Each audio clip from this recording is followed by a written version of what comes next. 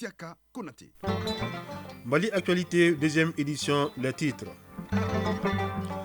La rentrée scolaire initialement prévue demain 1er octobre est reportée au 4 novembre. C'est un communiqué du ministre de l'Éducation nationale qui l'annonce. La campagne agricole se déroule normalement dans la zone officierie de Ségou, constat fait par le ministre de l'Agriculture qui vient de boucler une visite dans cette zone. L'office prévoit une production de plus de 200 000 tonnes, toutes céréales confondues. Au Sénégal, la délégation générale des élections a reçu 30 dossiers de candidature aux élections législatives du 17 novembre. Le Premier ministre Ousmane Sonko est la tête de liste de son parti PASTEF. Sport à handball, l'ISFAS en messieurs et les Sigui de Kai en dames sont les vainqueurs de la Coupe du Mali. En basketball, on connaîtra aujourd'hui les 4 équipes en messieurs et dames qui joueront la saison prochaine en première division. En football, la deuxième journée des matchs de poule de la Ligue européenne des champions démarre demain. Mesdames et messieurs, bonjour, bienvenue dans cette édition mise en onde par Almata Ouattara, mise en ligne par Ségou Traoré, une édition que nous commençons par ce communiqué du ministre de l'Éducation nationale. Le ministre de l'Éducation nationale, tenant compte de l'état de catastrophe nationale, a l'honneur d'informer l'ensemble de la communauté éducative que la rentrée des classes 2024-2025 est reportée au lundi 4 novembre 2024. Donc plus d'informations dans nos prochaines éditions. En marge des travaux de la 79e session de l'Assemblée générale des Nations unies, les ministres de la Confédération des États du Sahel ont rencontré les communautés burkinabées, maliennes et nigériennes vivant aux États-Unis. Une rencontre présidée par les ministres d'État, ministre de l'administration territoriale et de la décentralisation, porte-parole du gouvernement, colonel Ablaye Maïga.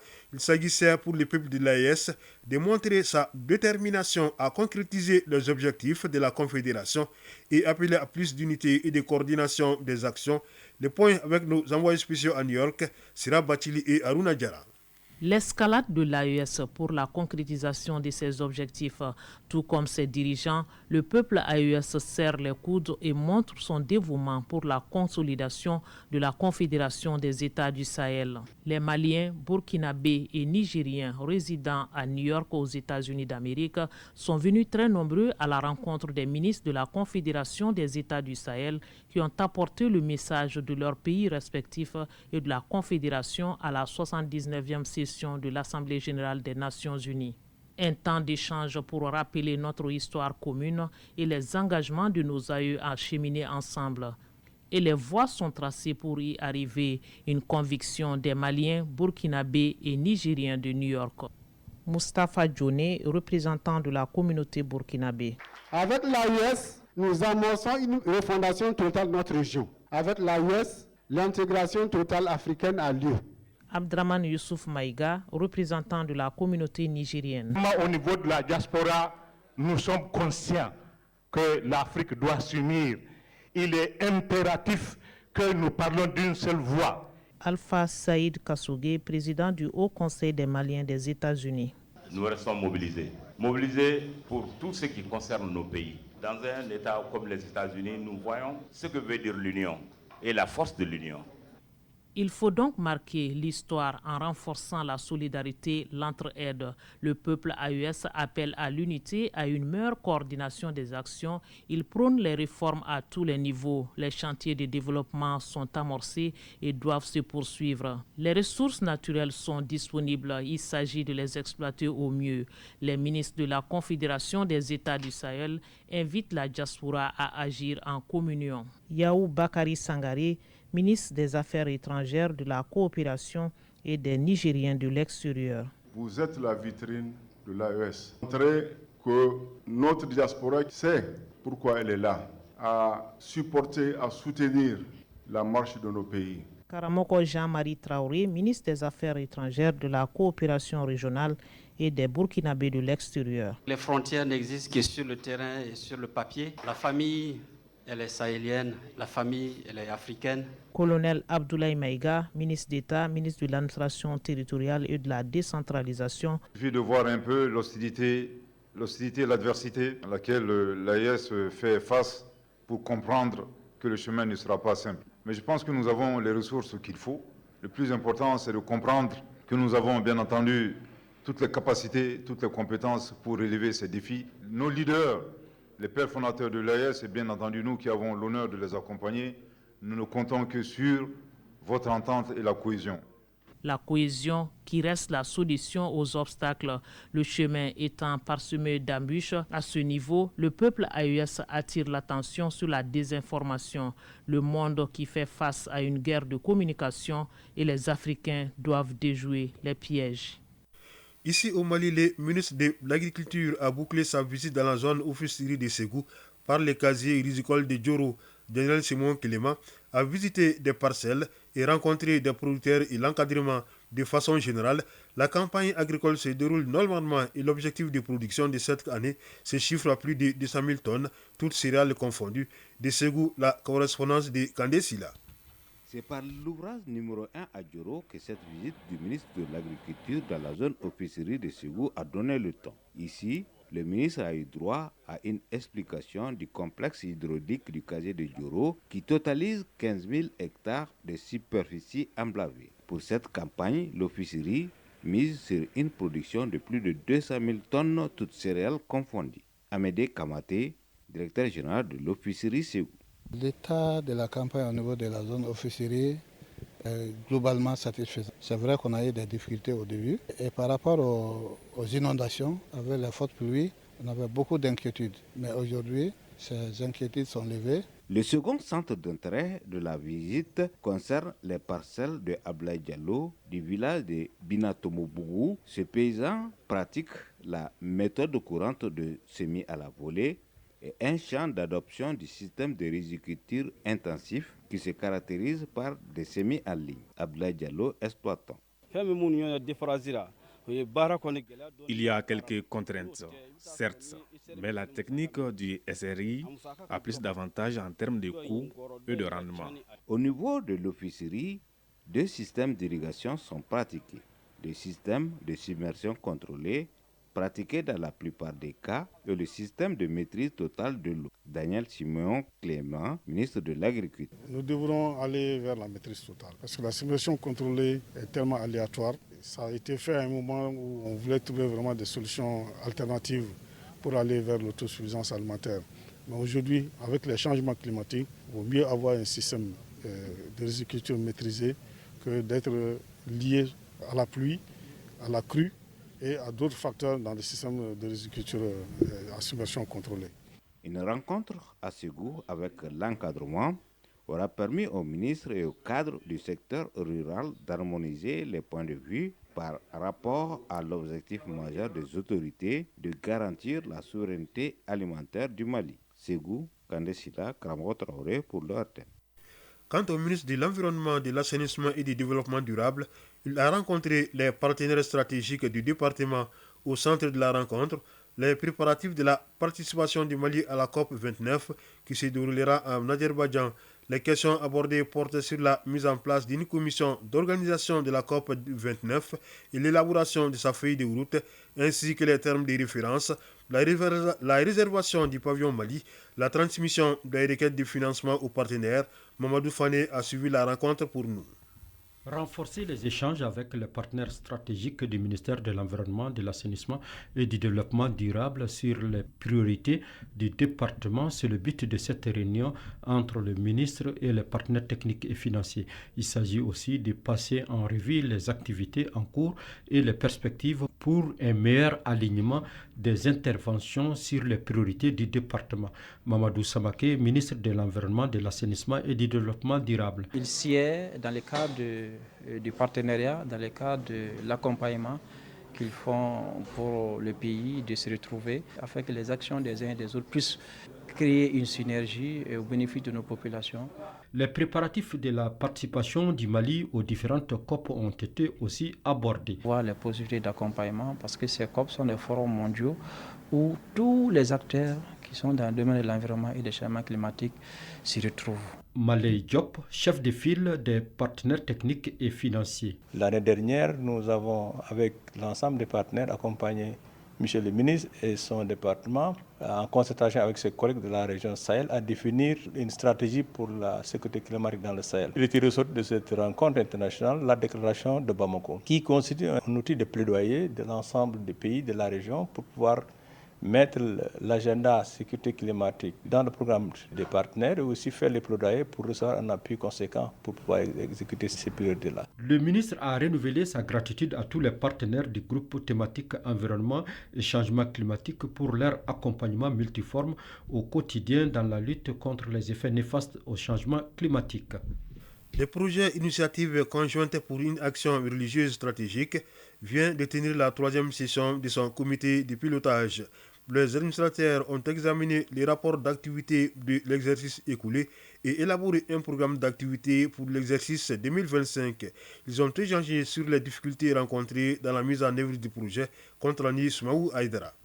Chaque individu doit exercer librement sa religion. C'est du moins la conviction des responsables du projet Initiative conjointe pour une action religieuse stratégique Gisra Mali. Après 3 ans d'existence dans notre pays, les membres du comité de pilotage élaborent le programme d'activité 2025 qui comprend 3 volets. Emmanuel Sagara, président du comité de pilotage du projet. Dans une même religion, parfois on ne s'entend pas. C'est ce qu'on appelle le dialogue intra-religieux. Ce volet-là, on travaille pour que les gens comprennent. Deuxième volet, c'est le volet interreligieux. Par exemple, les musulmans et les chrétiens ne s'entendent pas sur un certain nombre de points. Et le troisième volet, c'est le dialogue extra-religieux. C'est-à-dire que quelle que soit notre appartenance à une religion, qu'on soit musulman ou qu'on soit chrétien, on appartient d'abord à un pays. Donc, quelles sont les relations entre notre religion par rapport à l'État ? Certes, le projet Gisra a enregistré de bons résultats, mais il fait face à quelques défis et certains d'entre eux persistent toujours. Comme nous l'explique Emmanuel Sagara, président du comité de pilotage du projet. Les défis qui demeurent, c'est l'ignorance. Parce que quand tu parles de religion, les gens disent « Ah, ne connais islamien, à toi ça ne me regarde pas. Né chrétien, à toi ça ne me regarde pas ». Et c'est la première barricade. La deuxième barricade, c'est les données géostratégiques. Vous savez, très souvent, on se bat à cause de la religion, mais ce n'est pas la religion. C'est pour des raisons d'hégémonie, d'argent.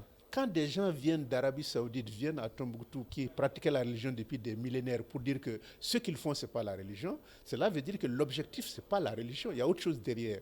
Donc, ça, c'est des défis auxquels nous devons faire face. Que les gens comprennent que ce qu'on leur dit n'est pas toujours la vérité.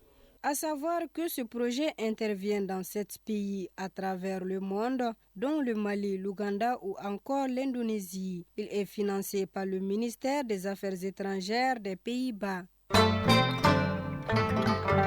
Sachez que la rentrée scolaire 2024-2025 est reportée au 4 novembre prochain, annonce un communiqué du ministre de l'Éducation nationale qui donnera plus de détails sur cette décision dans nos prochaines éditions. À l'étranger, au Sénégal, la clôture hier du dépôt des dossiers de candidature aux élections législatives du 17 novembre. La Direction générale des élections a reçu 30 listes de candidatures. Le Premier ministre Ousmane Sonko est la tête de liste nationale de son parti PASTEF. En face de lui, le maire de Dakar, Barthélémy Diaz, va diriger la liste de la coalition Samsa Kadou. Les 2 ex-alliés au sein de la coalition Yewi Askanui vont s'affronter le 17 novembre prochain. Au Nigeria, de nouvelles manifestations contre la cherté de la vie seront organisées demain à travers le pays. C'est là à l'appel de plusieurs organisations de la société civile qui ont choisi le 1er octobre pour ces manifestations, date marquant le 64e anniversaire de l'indépendance du pays. Les organisateurs dénoncent la suppression des subventions sur les carburants qui a entraîné une flambée des prix à la pompe. Parmi les autres revendications figure la dévaluation du naira qui a aggravé l'inflation et le coût de la vie, la libération de leurs camarades arrêtés lors des précédentes manifestations. L'Égypte subit les conséquences de la guerre entre Israël et le Hamas. Elle a enregistré une baisse de 50 à 60% des revenus du canal de Suez, car le nombre de navires empruntant cette route commerciale a chuté de 50%. Au cours des 7 à 8 derniers mois, le Caire a perdu plus de 6 milliards de francs CFA. Les rebelles Houthis du Yémen intensifient leurs attaques contre les navires qu'ils considèrent comme liés à l'État hébreu. Depuis le début des tensions, de nombreux armateurs choisissent d'éviter la mer Rouge et le canal de Suez, par où transitent habituellement 12 à 15% du trafic mondial. Et Israël, qui poursuit ses frappes au Liban, des raids ont fait ce lundi un mort et des blessés dans le centre de la capitale Beyrouth. L'armée israélienne a également mené hier des frappes au Yémen visant les ports et des centrales électriques à Odeida, ville sous contrôle des Houthis. Le bilan fait état de 4 morts et de 33 blessés. Les rebelles Houthis ont lancé samedi dernier des missiles contre l'aéroport de Tel Aviv.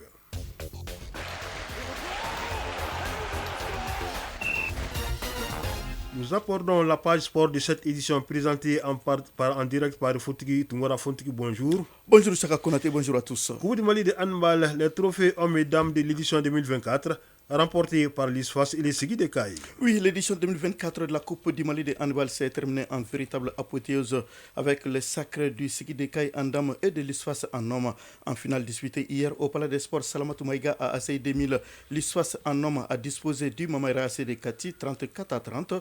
L'ISFAS réalise ainsi le doublé Coupe Championnat au bout d'une saison qui lui aura été très faste. Chez les dames, le Sigui de Caille a dominé le centre omnisport de la Fiabougou, COL 22-17. Vice-champion du Mali cette année et finaliste malheureux en Coupe la saison dernière, les Sigui Dames s'adjugent ainsi le trophée de Dames Coupe du Mali, comme c'était le cas la saison passée pour les Sigui Garçons. En basketball, le tournoi de montée en première division connaîtra son épilogue ce lundi à Bougouni. Oui, le verdict chez les garçons n'est plus qu'un secret de polichinelle puisque les deux promus sont déjà connus. Il s'agit du centre Mamtoukane, CMK et Fasokanou. Ces deux équipes s'affrontent cet après-midi à 16h dans un match qui n'aura autre enjeu que la convoitise pour la première place. Et dans cette bataille pour la hiérarchie, l'équipe qui gagnera se classera première à l'issue donc du tournoi de montée en première division du championnat national de basketball. Chez les dames, il existe un léger suspense puisque la situation n'est pas complètement décantée. Seule équipe déjà qualifiée à ce niveau, l'AS Commune 5 jouera cet après-midi à 17h30 contre le centre Mamtoukane CMK en ballottage avec le CRBT. Le vainqueur de ce duel à distance accompagnera la Commune 5 en première division du championnat national de basketball. Ligue des champions d'Europe de football. La deuxième journée des matchs de poule commence demain mardi. Oui, avec 9 rencontres au programme. À 16h45, Red Bull Salzbourg accueille Brest. Stuttgart recevra Sparta Prague à 16h45 également. Le reste du programme prévoit à 19h Slovan Bratislava, Manchester City, Inter Milan, Étoile Rouge Belgrade, Dortmund, Celtic Glasgow, FC Barcelone Young Boys, Arsenal PSG, Bayer Leverkusen AC Milan, PSV Eindhoven et Sporting Lisbonne. Merci Fontiki Tungara pour cette page sport bien fournie. C'est communiqué avant de nous séparer. Le ministre de l'Éducation nationale tenant compte de l'état de catastrophe nationale a l'honneur d'informer l'ensemble de la communauté éducative que la rentrée des classes 2024-2025 est reportée au lundi 4 novembre 2024. Donc c'est la fin de cette édition présentée par Chaka Konati avec la collaboration de Ousmane Dao pour la réalisation, Alimata Ouattara pour la mise en onde. La mise en ligne est assurée par Ségou Traoré. Une édition à retrouver sur www.ortm.ml. Restez à l'écoute pour pouvoir suivre les avis et communiquer. Merci de nous avoir suivis et bonne écoute radiophonique.